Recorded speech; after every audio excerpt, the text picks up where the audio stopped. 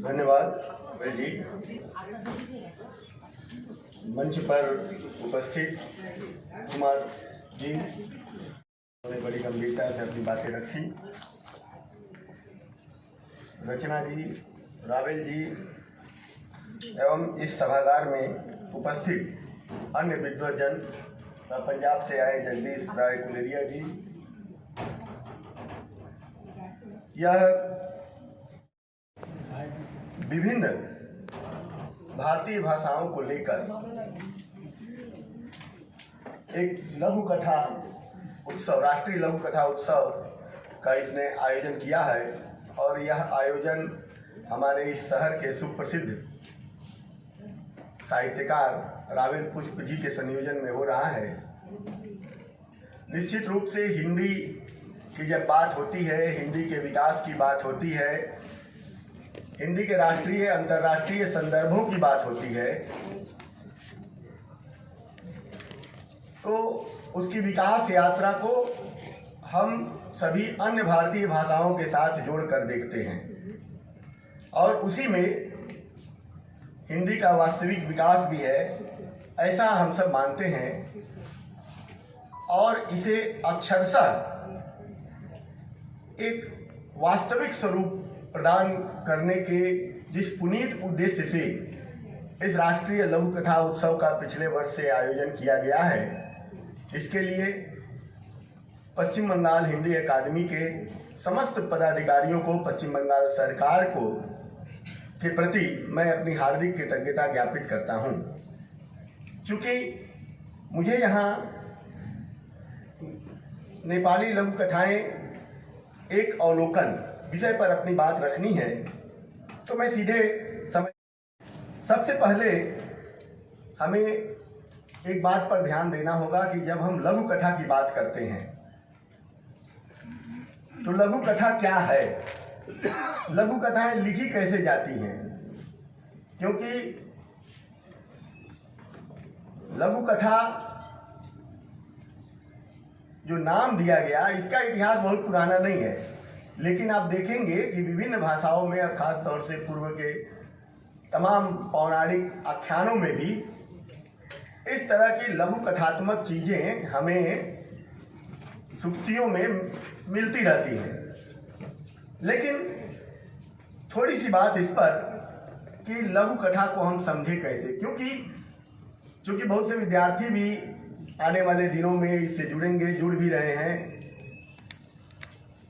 आमतौर पर विद्यार्थियों के लिए मैं ये बात कर रहा हूँ कि आमतौर पर या जो नए लोग लघु कथा को अपने नज़रिए से देखना समझना चाहते हैं, आमतौर पर लघु कथा का तात्पर्य ले लेते हैं, छोटी सी एक कथा लिख दो वो लघु कथा हो गई।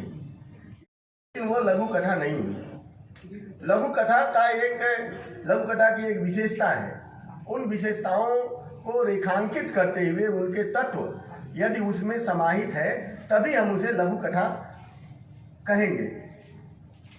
लघु कथा जैसे नाम से ही यह ध्वनित होता है कि यह तत्सम शब्द है, लघु और कथा दोनों से मिलकर बना है। लघु माने छोटा, कथा माने कहानी, सामान्य सी बात है, छोटी कहानी। लेकिन उस छोटी कहानी के संदर्भों को कैसे रेखांकित किया जाए, यह नेपाल के एक बहुत सुप्रसिद्ध रचनाकार हैं और काफ़ी चर्चित हैं भारत और नेपाल में और अंतर्राष्ट्रीय नेपाली समुदाय में, डॉक्टर देवी नेपाल। उन्होंने इसे बहुत अच्छे तरीके से रेखांकित किया है। और ये नेपाली भाषा पर बात हो रही है तो मुझे यह खुशी है। नेपाली भाषा नेपाल की मुख्य भाषा जरूर है, लेकिन हमारे भारतीय संविधान में भी मुझे जहाँ तक याद है, ये शायद 1990-91 में, मैं जहाँ तक याद है 90-91 में 8वीं अनुसूची में ये शामिल कर ली गई है। तो अब यह भारतीय भाषा के रूप में भी हमारे यहाँ अत्यंत आदर के साथ साहित्य अकादमी और सर्वत्र जगहों पर ये विद्यमान है। और रावेल पुष्प जी की इस तो देवी नेपाल का यह एक उदाहरण मैं नेपाली में ही पढ़ना चाहूँगा। आप चाहेंगे तो उसका हिंदी या बांग्ला, हिंदी में बोल दूँगा, बांग्ला भी बोल सकता हूँ, लेकिन हिंदी में मेरा वक्तव्य है तो हिंदी में ही मैं बातें रख रहा हूँ। साहित्य में समय विधा का आपने विधागत चिना रिहरू हुंछन। कविता को मूलभूत चिनारी लय विधान हो, निबंध को मूलभूत चिनारी दृष्टिकोण व विचार हो, नाटक को मूलभूत चिनारी संवाद या अभिनय हो, भने कथा को मूलभूत चिनारी घटना हो, त्यसैले कथा घटना वा कथा वस्तुलाई केन्द्रमा राखेर गरिने गद्यात्मक सिर्जना हो। यस प्रकृतिका रचनाहरूलाई आख्यान भनिन्छ। संरचनात्मक आयामका दृष्टिले आख्यानका पनि लघुतम संरचना, लघु संरचना र बृहत संरचना आदि रूपहरू पाइन्छन्। संक्षेप में एक लाइन में मैं इसकी हिंदी कर देता हूँ कि देवी नेपाल यह कहना चाहते हैं कि साहित्य में जितनी विधाएं हैं, सभी विधाओं की अपनी अपनी एक पहचान है। चाहे वह कविता हो, चाहे वह निबंध हो। कविता है तो निश्चित रूप से जो लयात्मक कविता है वो ज़्यादा आकर्षित करती है। यह अलग बात है कि गद्यात्मक कविताएं भी बहुत प्रसिद्ध हैं, लेकिन लयात्मकता एक कविता की अपनी विशेषता होती ही है। तो ये विभिन्न साहित्यिक विधाओं के बारे में कहते हुए इस तथ्य को रेखांकित करते हैं कि जो लघुतम संरचना है, छोटी रचना, वह हो गई लघु कथा, और लघु संरचना वह हो गई कथा, और बृहत संरचना वह हो गया उपन्यास।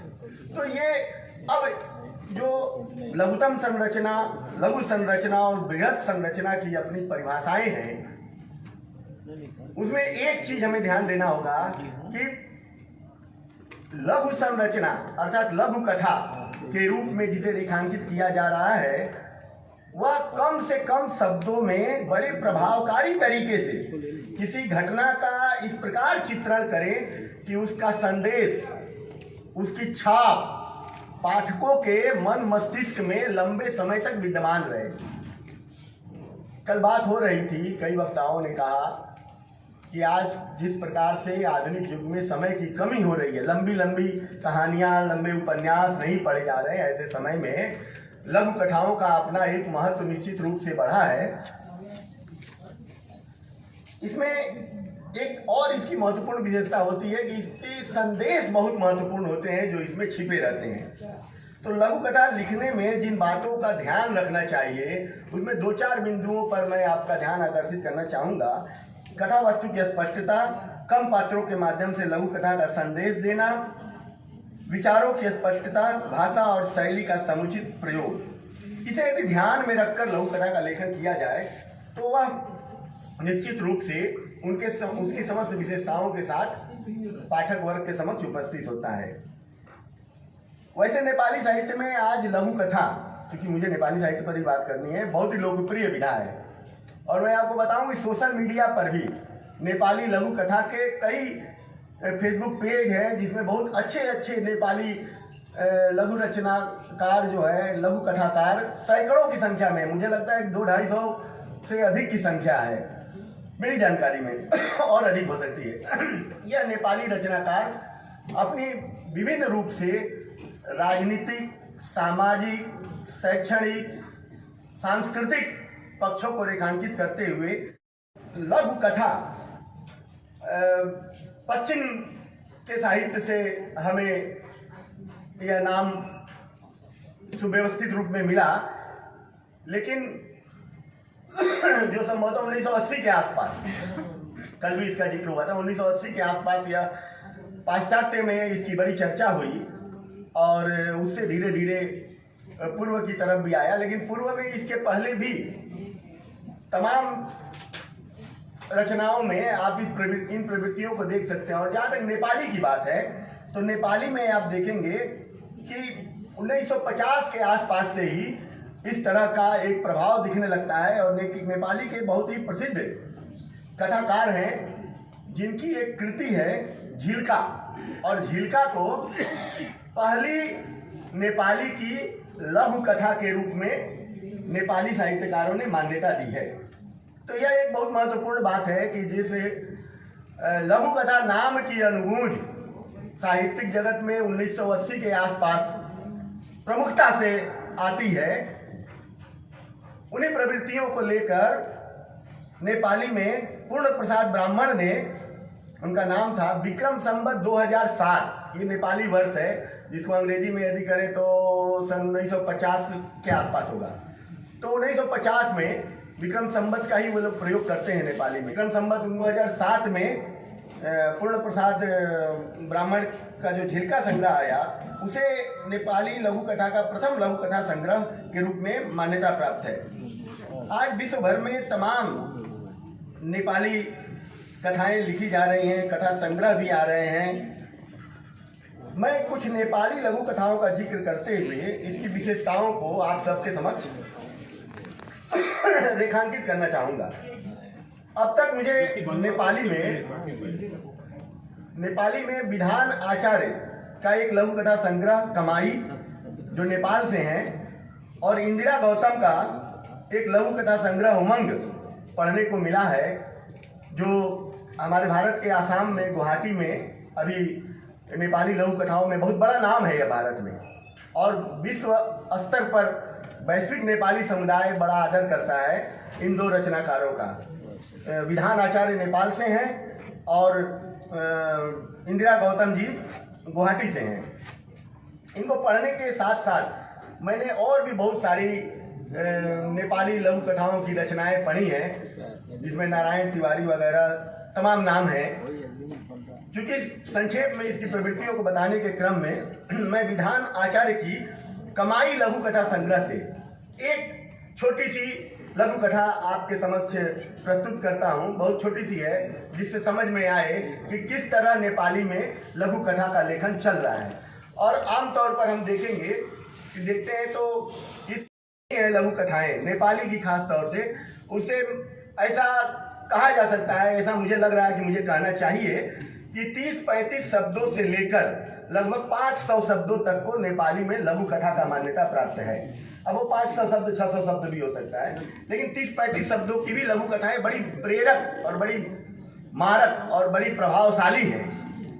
आप एक के देखिए रूपांतरम, यह कमाई लघु कथा से विधान आचार्य नेपाल के बहुत सुप्रसिद्ध रचनाकार हैं। उन्होंने लिखा है, ऑफिस नया महीना तलब चमक रातों पिरो खाई लाग दो अनुहार काम मा फुर्ती सेवाग्राही को टिप्पणी यस्तो को सुब्बा साहब घर बूढ़ी पुरानो महीना को ऋण चावल गैस फी थ्रेडिंग फेसियल कलम घोटे को पैसा ब्यूटी पार्लर को बिल लामो निश्वास ऑफिस पहलो साता आधा बजट उदास चेहरा सेवाग्राही पखनो एक छिन रामे चिया उफ जिंदगी 2 घंटा फाइल का तांती झ्यालमा भीड़ हुजूर हाकिम के भो भीड़ मुर्दाबाद यस्ता पनी सुब्बा साहब। तो इसमें एक विशेष प्रवृत्ति को इसमें दर्शाया गया है। इसी प्रकार इंदिरा गौतम की एक लघु कथा है रिजल्ट, जिसका शीर्षक है रिजल्ट। इसको मैं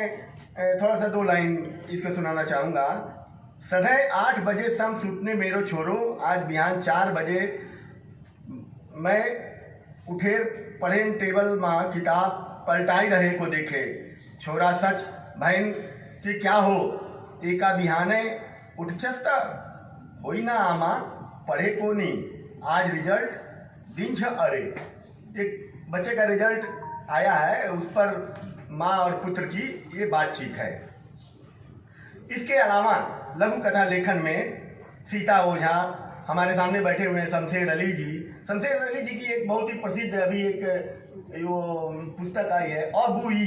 कालिम्पोंग में एक बहुत बड़ा घर है, वो भूतहा जिसको हम लोग हिंदी में कहते हैं, भूतहा टाइप का, उस पर उनकी एक पुस्तक आई है अबुई। यही नाम है ना, यही नाम है। तो अबुई उस पुस्तक के लोकार्पण समारोह में मैं था, मुझे उस पर बोलने का सौभाग्य मिला था, याद आ गया, उसका जिक्र मैं कर दिया।